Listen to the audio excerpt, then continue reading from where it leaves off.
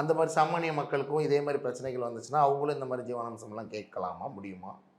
ஜீவனாம்சம் கேட்கலாமான்னா கண்டிப்பாக கேட்கலாம்.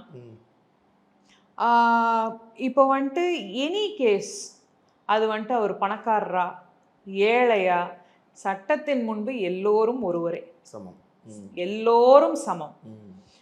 என்ன விஜய் சங்கீதா மேட்டரில் அவர் கொடுக்க வேண்டிய செட்டில்மெண்ட் கோர்ட்டு தீர்ப்பு சொல்லுச்சுன்னா அதனுடைய குவாண்டம், அதனுடைய அமௌண்ட் வந்துட்டு பெருசாக இருக்கும்.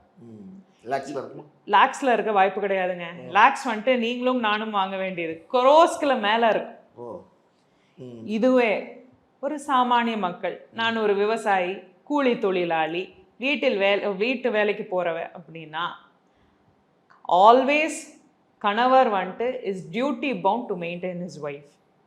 கணவர் வந்துட்டு என்ன ஆனாலும் பிச்சை எடுத்தாவது தன்னுடைய மனைவியையும் பிள்ளைகளையும் பார்த்துக்க வேண்டும் அப்படிங்கிறதா சட்டம் சொல்லுது.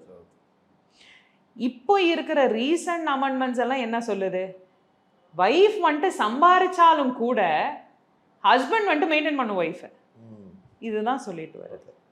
ஸோ இது சாமானிய மக்களும் நிறைய சட்டம் அவங்களுக்கு சார்ந்தும் இருக்கு.